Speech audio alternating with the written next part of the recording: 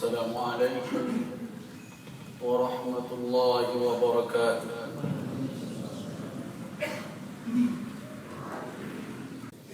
الحمد لله الذي أتم لنا النعمة وأذهب عنا النقمة وجعلنا من بين الأمم خير الأمة. أشهد أن لا إله إلا الله وحده لا شريك له وأشهد أن محمدا عبده ورسوله لا نبي بعده.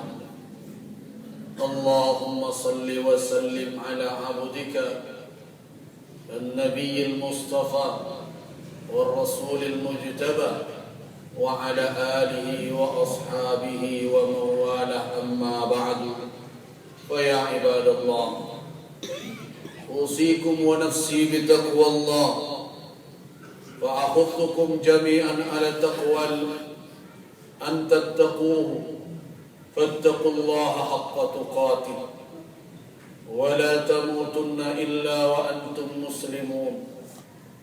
وتزودوا أيها الناس في هذه الحياة الدنيا، فاذكروا قول ربكم: ألا إن خير الزاد التقوى، فاتقوا الله حيثما كنتم واتقوه سرا وعلانية لعلكم تفلحون.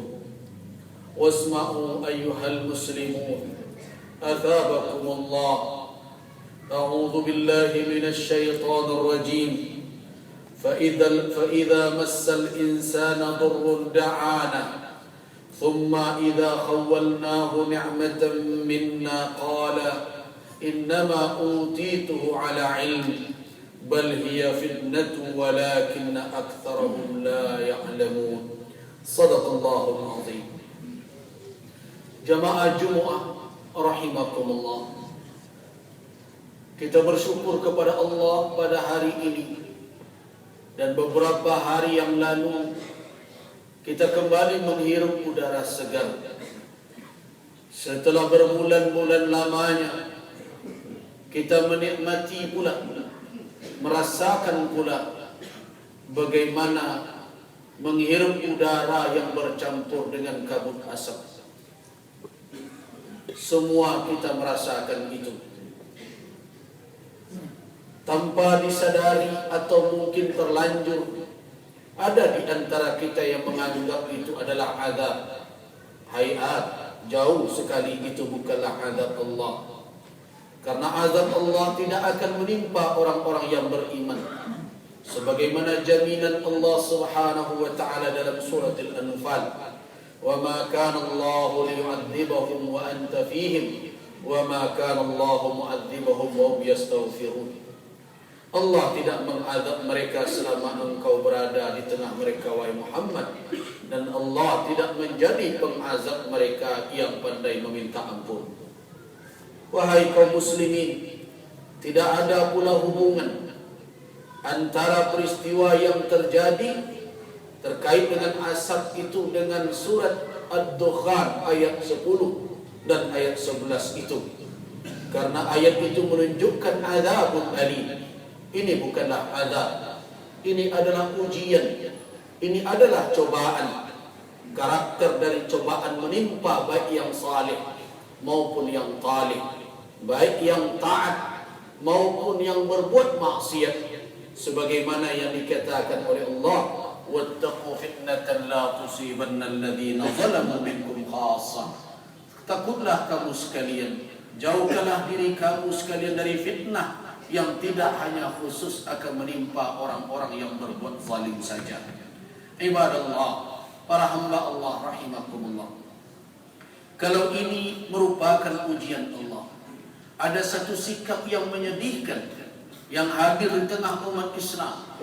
Ketika mudarat telah berlalu, ketika bencana telah pergi, diangkat oleh Allah Subhanahu wa taala, banyak di antara kita yang mengatakan bahwa ujian telah berakhir, seolah-olah ujian itu hanya datang dalam bentuk keburukan yang tidak disenanginya.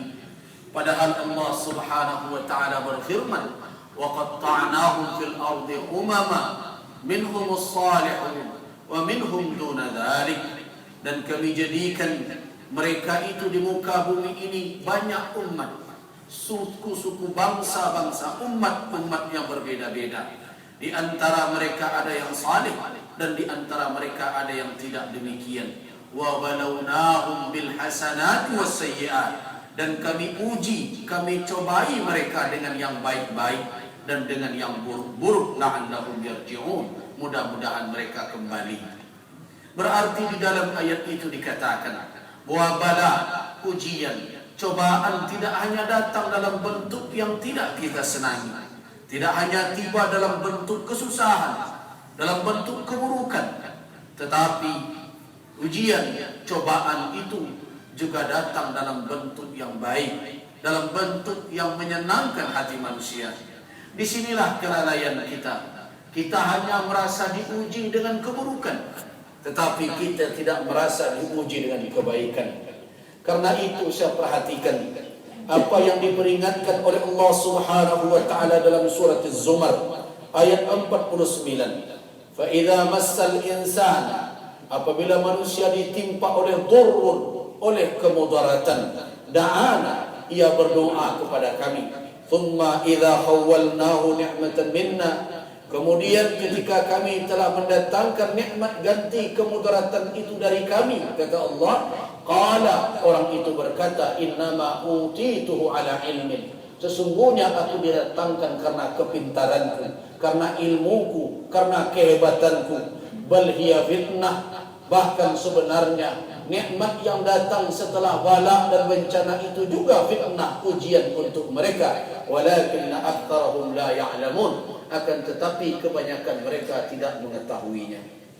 Wahai kaum muslimin, sangat menyedihkan ketika kabut asap berlalu, jamaah masjid tidak bertambah, shaf masjid tidak bertambah, kesadaran tidak meningkat, semangat beribadah tidak meningkat, kemaksiatan tidak juga ditinggalkan. Saya tidak tahu entah bagaimana lagi manusia ini bisa disadarkan. Ketika ujian datang beruntun silih berganti, tetapi mereka tidak juga tergerakkan hati mereka untuk mendekat kepada Allah Subhanahu wa taala. Masjid tetap seperti biasa. Padahal kalau kita tanyakan kepada sahabat, Anas bin Malik mengatakan, jangankan bencana berat, wa in kanat ar-rihu latasdad, seandainya angin saja bertiup kencang di masa Nabi SAW, fanubadirul masjid, kami segera bergegas ke masjid makhafatal qiyamati, takut kiamat tiba. Sekarang bukan hanya angin kencang, asap yang begitu berbulan-bulan, gempa terus datang silih berganti, tetapi manusia tidak juga kembali kepada Allah Subhanahu wa taala. Padahal kalau kita lihat di dalam Al-Qur'anul Karim, untuk apa Allah mendatangkan bala, menimpakan merata kepada orang-orang saleh juga, kepada orang yang saleh atau talih juga. Untuk apa? La'allahum yarji'un. Perhatikan firman Allah Subhanahu wa taala, "Zahara al-fasadu fil barri wal bahri bima kasabat aydin nas liyudhiqahum ba'd alladhi 'amilu la'allahum yarji'un." Perhatikan ujung dari firman Allah itu, la'allahum yarji'un, mudah-mudahan mereka kembali. Wahai kaum muslimin, sadarilah hakikat kebenaran dari firman Allah, ma asabaka min hasanatin famin Allah, wa ma asabaka min sayyi'atin famin nafsik. Apa saja yang menimpa kita berupa kebaikan itu dari Allah, dan apa saja keburukan yang datang menimpa kita itu dari diri kita sendiri. Kenapa Allah katakan dari diri kamu? Padahal ayat sebelumnya mengatakan kullu min indillah, seluruhnya dari sisi Allah. Tetapi kenapa Allah katakan ma asabaka min sayyi'ah? Kalau ada keburukan, apa saja keburukan yang menimpamu, famin nafsik, itu dari dirimu. Kenapa Allah katakan demikian? Jawabannya adalah, yang pertama, agar manusia terdorong untuk mengevaluasi diri setiap ditimpa oleh musibah. Bukan melihat orang lain, tapi melihat diri sendiri. Bukan menghisap orang lain, tapi menghisap diri sendiri. Memperbaiki apa yang telah dia lakukan berupa kemaksiatan, pelanggaran terhadap ketentuan Allah dan sunnah Rasul sallallahu alaihi wasallam.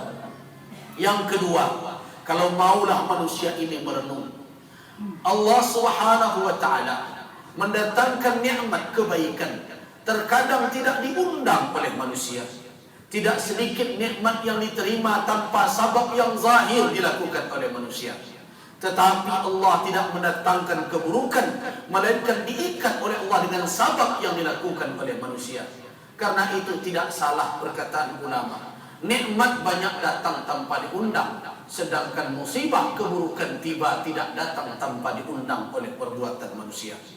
Cobalah perhatikan dari hari ke hari, betapa banyak nikmat yang kita terima, kita tidak pernah memintanya, kita tidak pernah menunggunya, malah dia datang begitu saja. Dan itu jauh lebih banyak daripada nikmat yang kita minta dan yang kita cari sehari-hari. Itulah makanya setiap nikmat yang datang maka itu adalah fadlun min Allah, karunia dari Allah Subhanahu wa taala.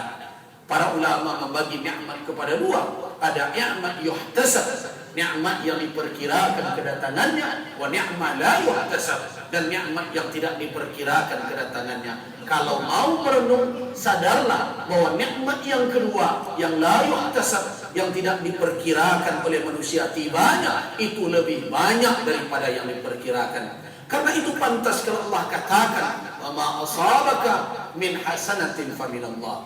Sedangkan keburukan yang menimpa manusia tidak didatangkan oleh Allah melainkan karena perbuatan mereka, sebagaimana yang dikatakan oleh Allah Subhanahu wa taala, liyudhiqahum ba'dal ladzi 'amilu, supaya dirasakan kepada mereka sebahagian dari amal perbuatan mereka itu.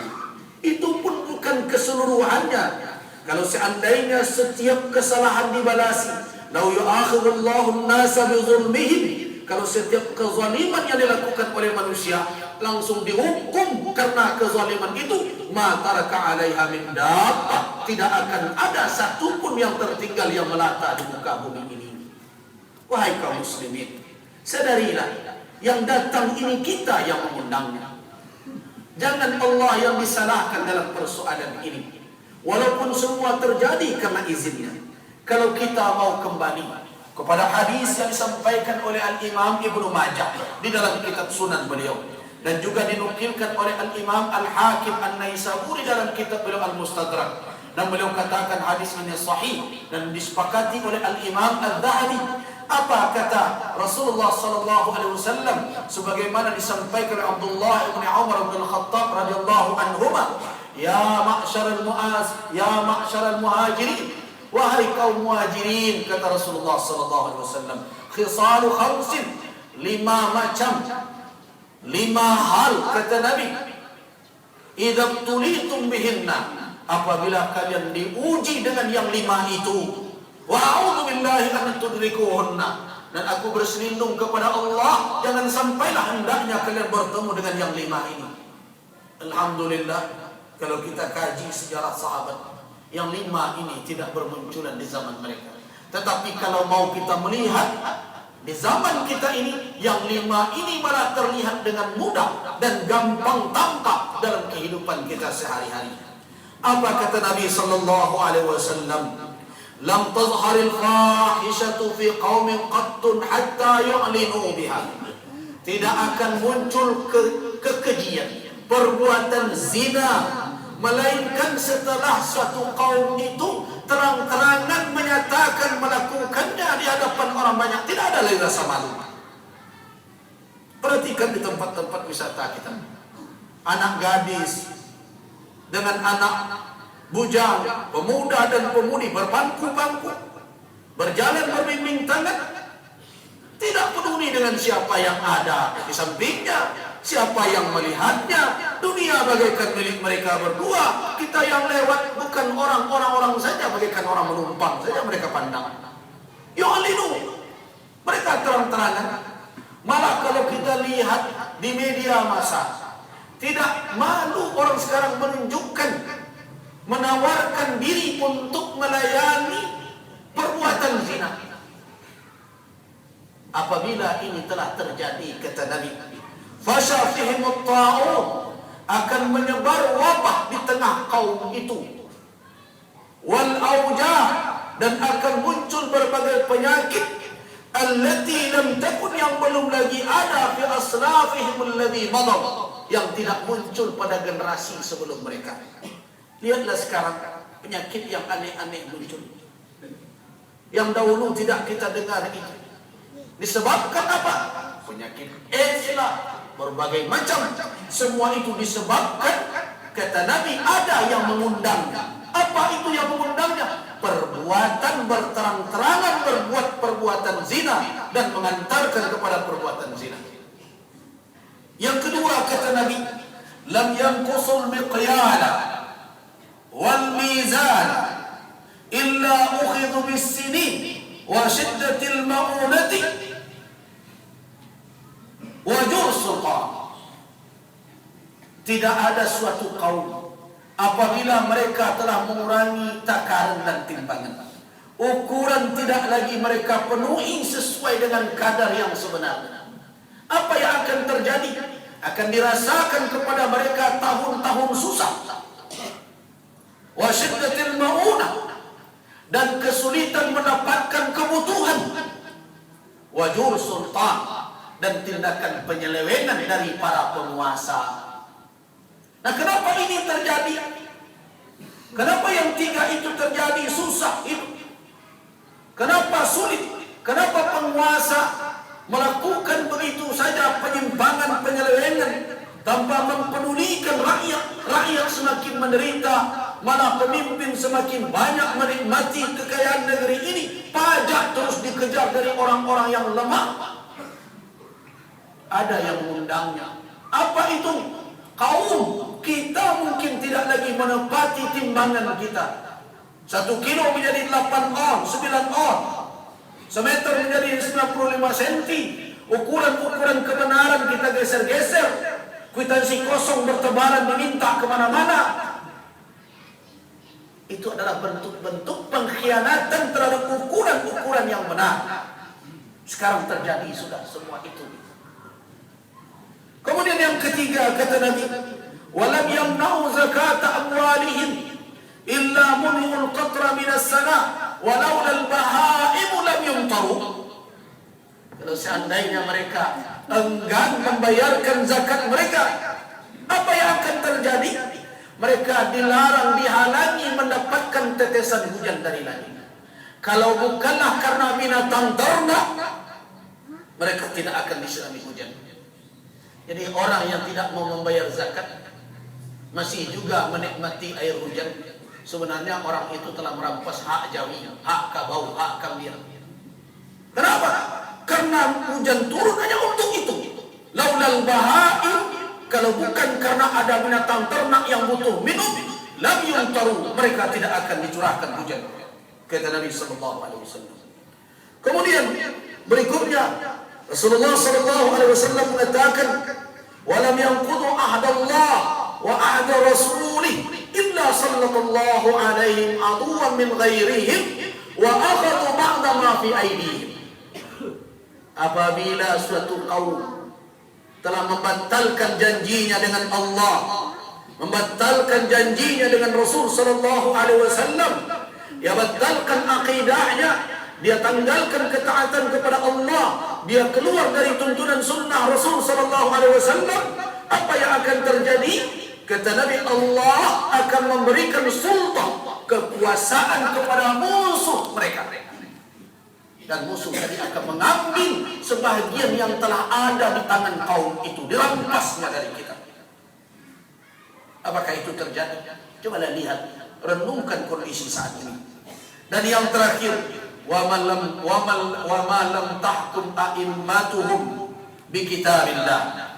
Selama para pemimpin tidak mau meletakkan hukum, para pemimpin umat yang mengaku muslim, yang mendapatkan kekuasaan, tidak mau menghukum dengan kitabullah, malah wa yatakhayyaru, malah memilih-milih ma anzalallah, apa yang diturunkan oleh Allah Subhanahu wa taala, illa ja'alallahu ba'sahum bainahum.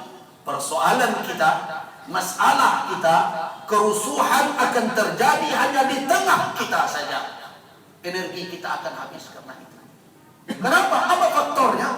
Kitabullah kita buang. Kalau ada yang dipakai wa yatakhayyaru, mereka pilih-pilih. Yang ketujuh diambil, yang ketujuh campakkan. Nah, kalau kita renungkan hadis ini, apakah benar bencana, cobaan yang tidak menyenangkan ini karena kita yang mengundangnya? Jawablah sendiri wahai kaum muslimin dengan akal sehat, dengan hati yang jernih. Fa'tabiru ya ulil albab la'allakum tuflihun. Barakallahu lakum fil Qur'anil azim wa nafa'ni wa iyyakum bima fihi min al-ayat wa dhikril hakim. Aqulu qawli hadha wa astaghfirullah li wa lakum.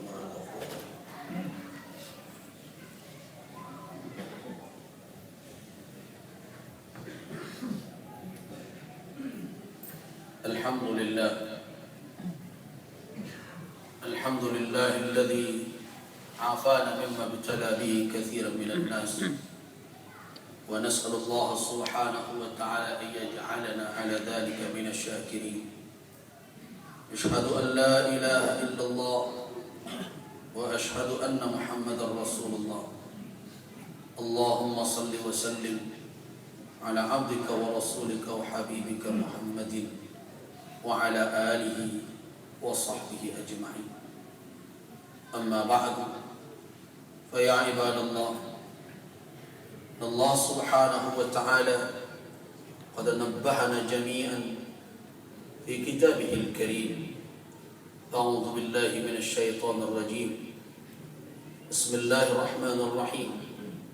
في بيوت أذن الله أن ترفع ويذكر فيها اسمه يسبح له فيها بالغدو والآصال. صدق الله العظيم.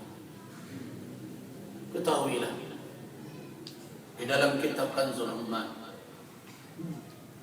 Ali bin Abi Thalib menukilkan mengatakan, ad-dunya darul bala. Dunia ini adalah tempat manusia dicobai dan diuji.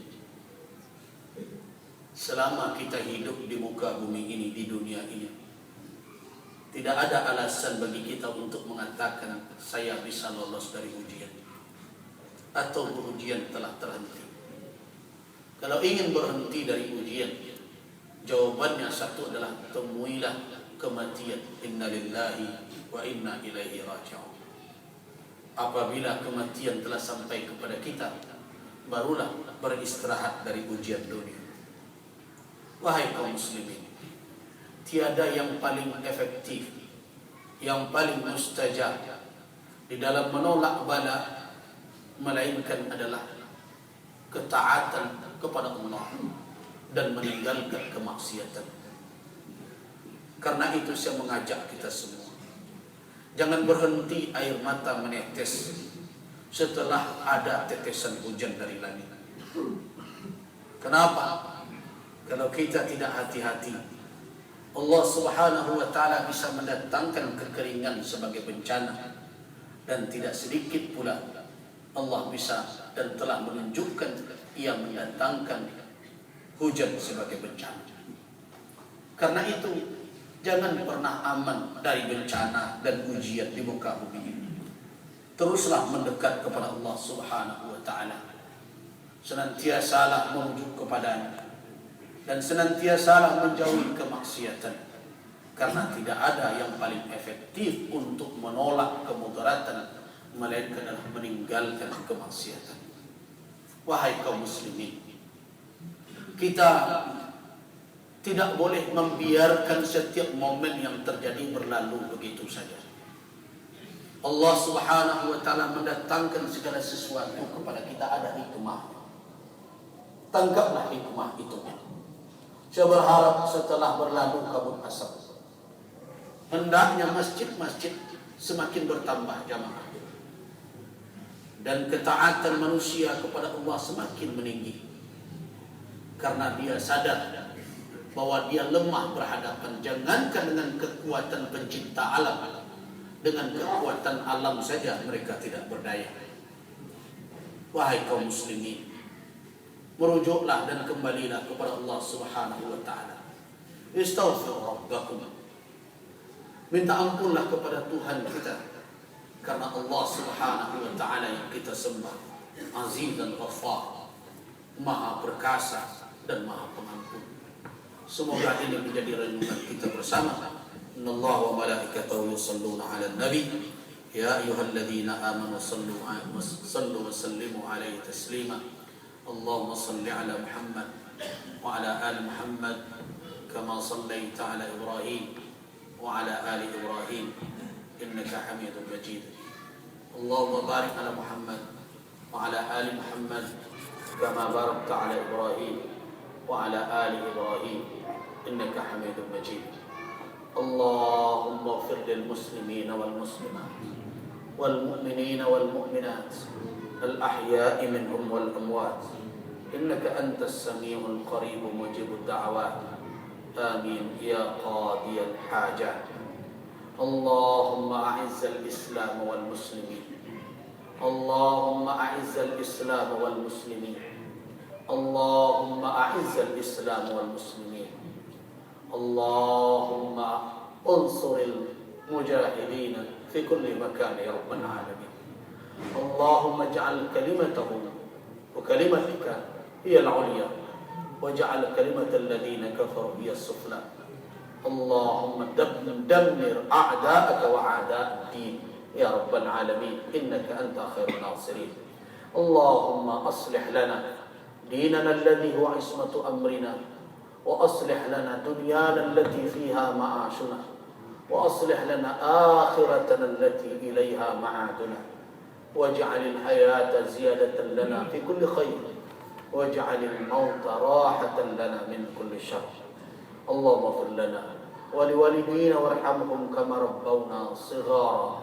ربنا هب لنا من أزواجنا وذرياتنا قرة أعين واجعلنا للمتقين إماما. ربنا آتنا في الدنيا حسنة وفي الآخرة حسنة وقنا عذاب النار والحمد لله رب العالمين. آمين يا رب العالمين. عباد الله إن الله يأمر بالعدل والإحسان وإيتاء ذي القربى وينهى عن الفحشاء والمنكر والبغي يعظكم لعلكم تذكرون واسألوه من فضل يعطكم واذكروه كثيرا ولا ذكر الله أكبر. أقم الصلاة.